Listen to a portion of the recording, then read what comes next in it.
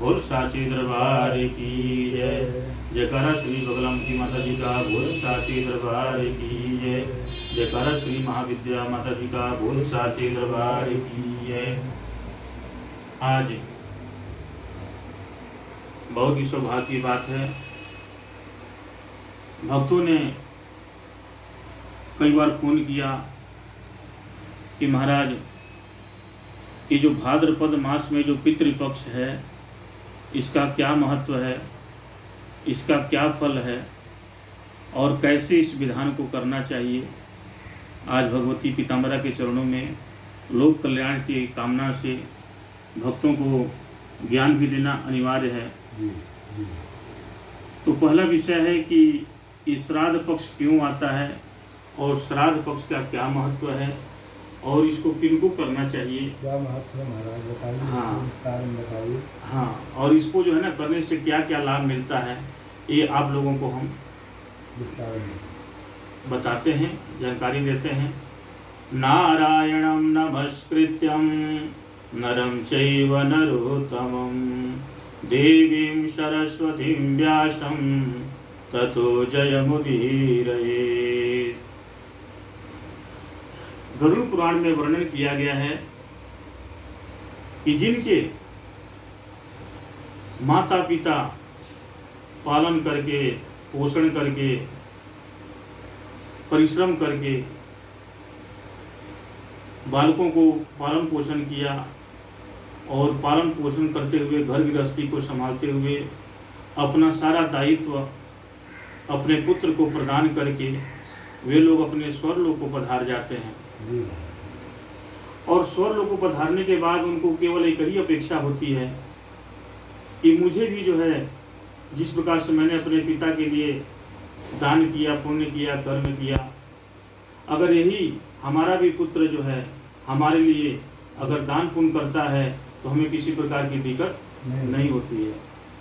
और दूसरी बात यह है, श्राद्ध में ध्यान रखना चाहिए, मृत्यु के पश्चात जो तिथि होती है उसी तिथि को ही ग्रहण करना चाहिए और उस तिथि को ग्रहण करने के बाद उनका दिन मान लेना चाहिए। उनका जो है ना मृत्यु का तिथि पर ही हर वर्ष उनका भोज करना चाहिए। और भोज में भी कोई एक ब्राह्मण भोजन कराते हैं, कोई 2 ब्राह्मण भोजन कराते हैं, लेकिन नियमानुसार देखा जाए तो कम से कम 5 ब्राह्मणों को भोजन कराने से आपको संपूर्ण कुल का उद्धार हो जाता है। जैसे मातृशक्ति, पितृशक्ति, कुल देवता, पूर्वज देवता, इन सभी लोगों को मिला करके कम से कम 5 जो है ब्राह्मण को भोजन कराना चाहिए। और ब्राह्मण को भोजन कराने के पश्चात ब्राह्मणों को मनवांछित दक्षिणा देना चाहिए। दक्षिणा देने के बाद ब्राह्मण को संतुष्ट करना चाहिए और ब्राह्मण से याचना करना चाहिए, हे भूदेव आप हमारे इस कर्म से संतुष्ट हैं तो मुझे आशीर्वाद प्रदान कीजिए ताकि हमारे कुल का उद्धार हो सके। इस भावना से इस यज्ञ को करना चाहिए। और बहुत से ऐसे बालक हैं जो अबोध हैं, जिनको ज्ञान नहीं है, वो अपने पितरों को सत्कर्म बढ़िया से नहीं करते हैं लोग। उनको भी जो है ना, जो लोग नहीं कर पाते हैं उनको भी ध्यान देना चाहिए कि हमें भी जो है अपने पिता के निमित्त सत्कर्म करना चाहिए। ब्राह्मण को शुद्ध वस्त्र दान करना चाहिए, ब्राह्मण को दक्षिणा दान करना चाहिए, ब्राह्मण के चरणों को जो है ना प्रक्षालन करना चाहिए। इससे उनको भुक्ति और मुक्ति की प्राप्ति होती है।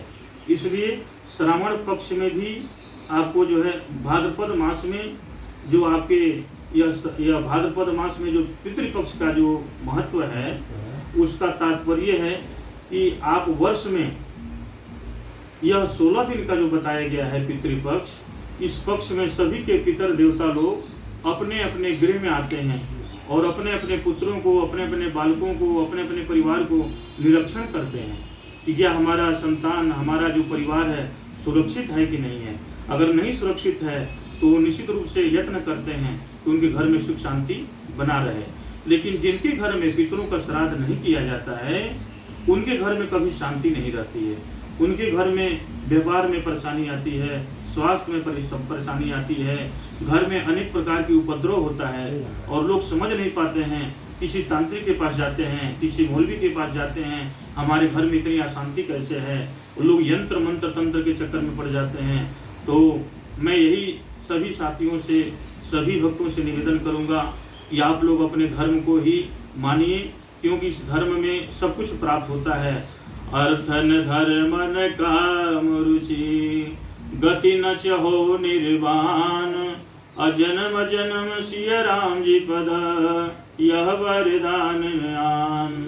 यह जो है अर्थ, धर्म, काम और मोक्ष, ये चतुर्विध जो है सब कुछ प्राप्त हो जाता है।